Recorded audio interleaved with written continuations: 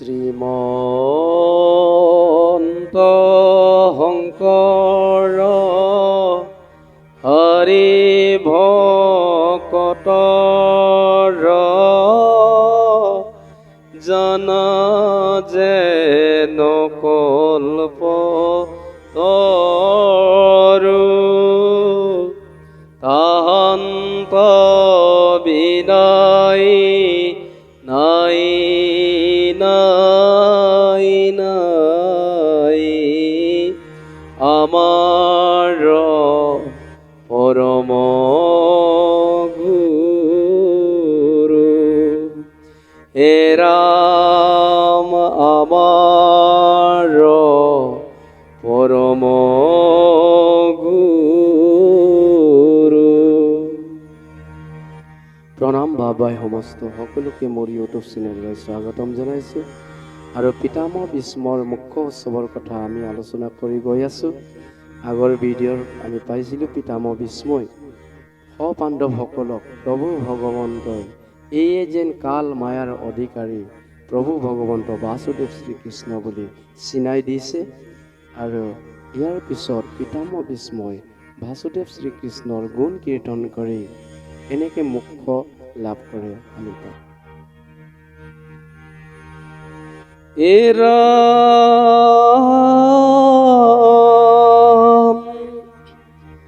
দান ধৰ্ম ৰাজ ধৰ্ম মুখ ধৰ্ম চয় কহিয়া দেশে দিলা তান মনৰ সংশয়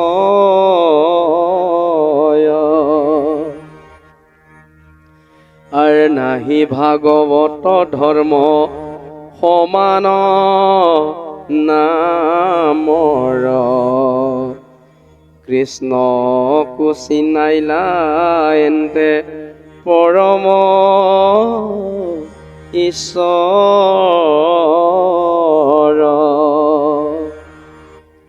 পিতামহ ভীষ্মই প্ৰভু ভগৱন্তক এইয়ে যেন ত্ৰিলোকৰ নাথ ঈশ্বৰ বুলি চিনাই দিছে আৰু লগতে মহাৰাজ যুধিষ্ঠিক দান ধৰ্ম ৰাজ ধৰ্ম মুখ্য ধৰ্ম ছয় কেনেকৈ কৰিব লাগে এই কথা কৈ যুধিষ্ঠিৰ মনৰ সংশয় দূৰ কৰিছে আৰু প্ৰভু ভগৱন্তক এইবোৰ কথা কৈ বাসুদেৱ শ্ৰীকৃষ্ণই জগতৰ পতি বুলি জগতৰ হৰি বুলি চিনাই দিছে। এই ৰাম বকত বৎসল কৃপাময় মহাহৰি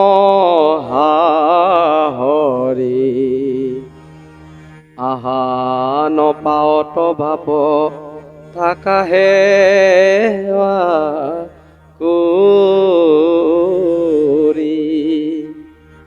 যদ্যপি হোৱাতে হম এন্তে ভগৱন্ত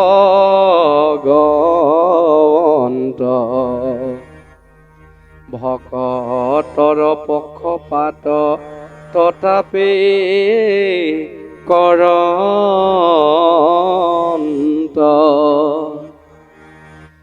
তোমাক মই এই কথা কলো, পিতামহ ভীষ্মই কৈছে,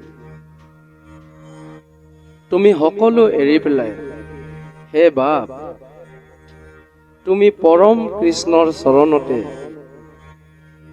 অৰ্পণ সমৰ্পিত কৰি থাকিবা আৰু এক এক বাক্য তুমি পালি থাকিবা। তাহান পাৱত বাপ থাকা সেৱা কৰি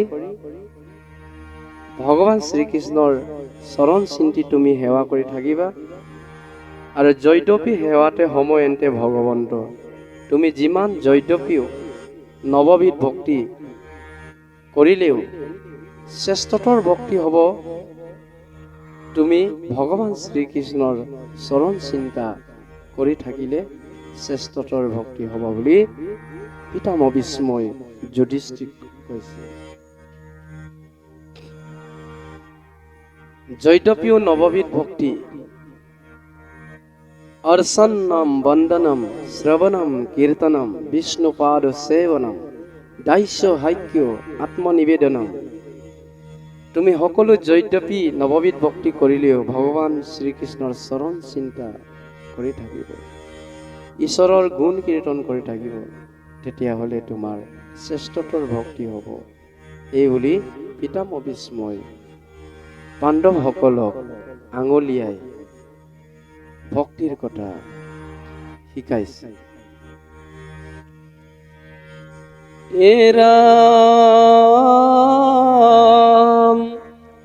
মই প্ৰাণ এৰু দেখা হেন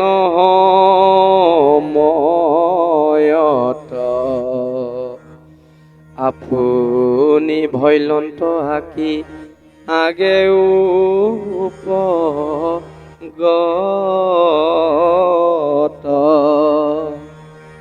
কিনো কৃপাময় মহা স্নেহে ভকতক এতে কেবুলন্তে প্ৰেমে জৰিল লুটক।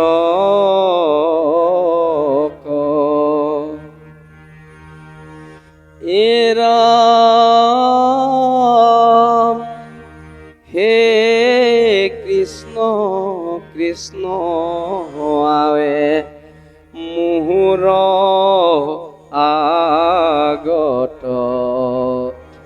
যিটো চতুৰ্ভুজ ৰূপ কৰিছা বেকত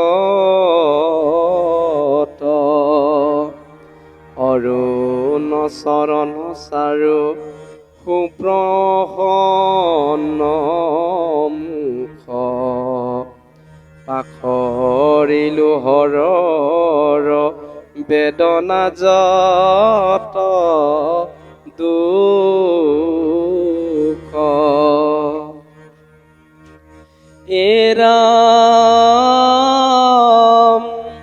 তুমি কেহু ধত আত্মা প্ৰভু ভকতৰ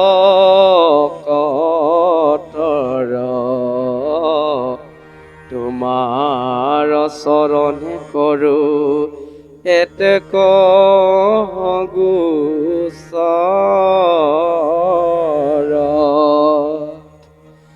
আৰ যাব দেখে এৰু ঐতময়ী কলে বৰ তাৱে মুখ অপেক্ষিবা বাপ গদাধৰ।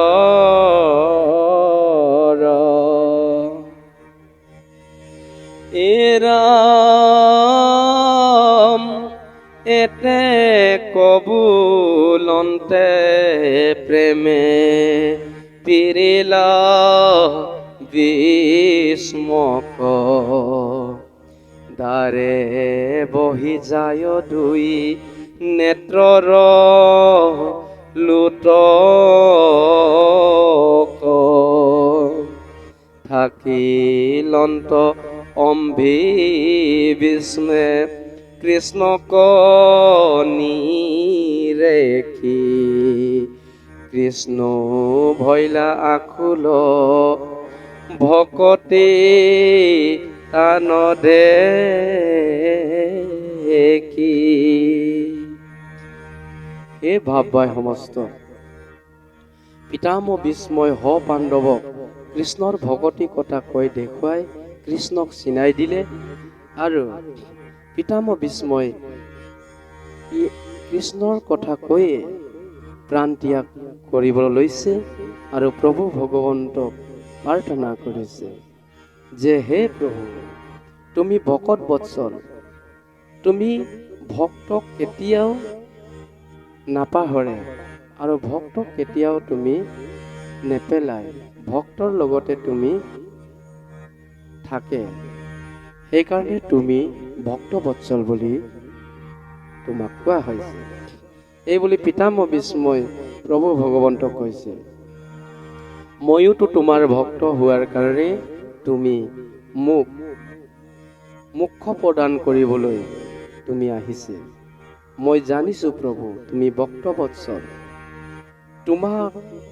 তুমি তোমাৰ ভক্ত। মই তোমাৰ ভক্ত হোৱাৰ কাৰণে তুমি মোক মোক্ষ প্ৰদান কৰিবলৈ আহিছে। সেইকাৰণে প্ৰভুসকল, ইয়াতে আমি ভাবিব লাগে, ধন টকা পইচা সকলোৱে সুখ সমৃদ্ধি দিব পাৰে, কিন্তু মুক্তি দিব নোৱাৰে, আত্মাৰ গতি দিব নোৱাৰে। গতি দিব প্ৰভু ভগৱন্তই। ভক্তিহে আত্মাৰ গতি দিব পাৰে, মোক্ষ দিব পাৰে। এই কথা পিতামহ বিস্ময় জানি প্ৰভু ভগৱন্তক প্ৰাৰ্থনা কৰিছে, হে ভক্তবৎসল প্ৰভু, তুমি মোৰ ওচৰতে থাকা। তোমাক চাই মোৰ হেঁপাহ নপলায়। তোমাক চাই মোৰ চকুৰ প্ৰেমে চকুৰ পৰা পানী পৰি দ্ৰৱীভূত হৈ গৈছে। চকুৰ পানী নিগৰি নিগৰি তোমাৰ চৰণ চিন্তা থাকি যাতে নেকি মই প্ৰাণ ত্যাগ কৰিব পাৰোঁ। প্ৰভুসকল, আপোনালোকে সকলোৱে জানে পিতামহ বিস্ময় ইচ্ছা মৃত্যু আছিলে। তেওঁৰ ইচ্ছাতে মৃত্যু হ'ব পাৰে। এতিয়া ইচ্ছা কৰিছে যে প্ৰভু ভগৱন্তক প্ৰাৰ্থনা কৰিছে, হে প্ৰভু, তুমি মোৰ ওচৰৰ পৰা আঁতৰি নাযাব। তোমাক চাই মই মৰিব পাৰোঁ, প্ৰাণ ত্যাগ কৰিব পাৰোঁ। তোমাক চাই প্ৰাণ ত্যাগ কৰিলে মই হাৰব্য মুক্তি পাম। তোমাৰ ৰূপ হাৰব্য মানে ঈশ্বৰৰ ৰূপ পায়। প্ৰভুসকল, মুক্তি পঞ্চ প্ৰকাৰ আছে। এই পঞ্চ প্ৰকাৰৰ হাৰব্য মুক্তি হৈছে ঈশ্বৰৰ যেনেকে ৰূপ চিন্তা কৰি মৃত্যু কৰিব পাৰে, দেহ ত্যাগ কৰিব পাৰে, তেতিয়াহ'লে ঈশ্বৰৰ ৰূপ যেনেকুৱা আপুনি পায় বুলি কৈছে। এইটোকে কৈছে হাৰব্য মুক্তি। সময়ত যি চিন্তা কৰি মানুহে মৃত্যু হয়, এইটোৰ এহি কলেবৰত পায় বুলি কৈছে। অৰ্থাৎ তুমি যদি মৃত্যুৰ সময়ত ধন টকা পইচা অকল বিষয় বাসনাত যদি চিন্তা কৰি ইমানখিনি সহস্ৰ ধন সম্পদ এৰি থৈ যাম, এই বুলি যদি চিন্তা কৰে, তেতিয়াহ'লে আকৌ বিষয় বাসনাত জন্ম লয় বুলি। মোৰ মানুহজনী যে ইমান ধুনীয়া আছিলে, সুন্দৰ আছিলে, নাকখন সুন্দৰ, চকুহাল সুন্দৰ, মোৰ মানুহজন সুন্দৰ চেহেৰা, আজি এৰি থৈ গৈছোঁ, কালিলৈ কেনেকৈ থাকিব, এইটো যদি চিন্তা কৰি দেহ ত্যাগ কৰে, তেতিয়াহ'লে পিছৰ জন্মতো স্ত্ৰী জন্ম পায় বুলি কৈছে। সেইকাৰণে যোনে যি ভাবি দেহ ত্যাগ কৰে, সেই জন্মকে সেই কলেবৰতে পায় বুলি কৈছে।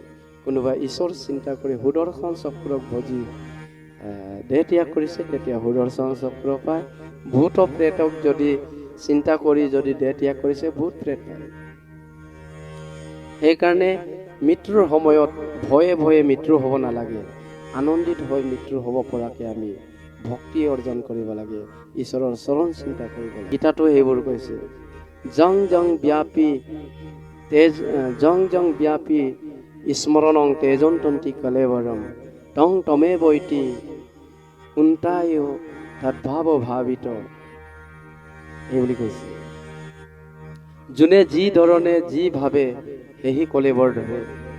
যোনে যি চিন্তা কৰে, এই চিন্তাতে আমাৰ জন্মও পায় বুলি কৈছে।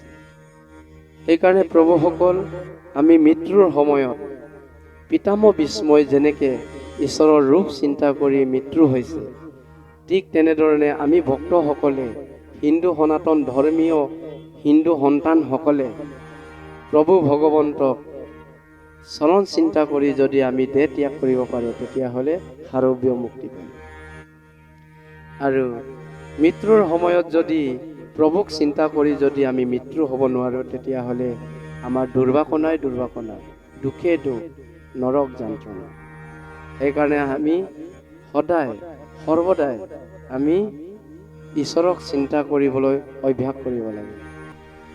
ৰাম নাম ল'বলৈ অভ্যাস কৰা, কৃষ্ণ নাম ল'বলৈ অভ্যাস কৰা, ভকতৰ ভকতি নেঘেৰা বজাই, চাপৰি বজাই, হৰি গুণ গাই ফুৰিবা সদায়, হৰি গুণ গাই ফুৰিবা সদায়। হে প্ৰভুসকল, ৰাম নাম ল'বলৈ অভ্যাস কৰিলেহে আমি মৰণটো সময়লৈকে ৰাম নাম লৈ আমি দেহ ত্যাগ কৰিব পাৰিম। যদি অভ্যাস নাই তেতিয়াহ'লে লাগে আৰু লাগে, যদি নাপায় চেছ আৰু। এই বুলি যদি আমি বিষয় বাসনাতে যদি পৰি থাকোঁ তেতিয়াহ'লে ভগৱন্তক মৃত্যুৰ সময়তো নাপাব। মৃত্যুৰ সময়ত পোৱাৰ তৰিকা এটাই আছে, পিতামহ ভীষ্মৰ দৰে আমি অভ্যাস কৰিব লাগিব। তেন্তে প্ৰভুসকল, আজিৰ ভিডিঅ'টো আমি ইমানতে কৈ সমাপ্ত কৰিছোঁ, আৰু পিছত মহাপুৰুষ গুৰুজনাই আমাক কি উদ্দেশ দিছে সেইখিনিক আমি পাম। আজিলৈ ইমানতে সমাপ্ত কৰিছোঁ।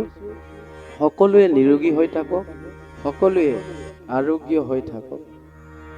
সৰ্বে ভৱন্তু সুখিনঃ, সৰ্বে সন্তু নিৰাময়া, সৰ্বে ভদ্ৰাণি পশ্যন্তু মা কশ্চিৎ দুঃখভাগ্ ভবেৎ। ওম শান্তি শান্তি শান্তি।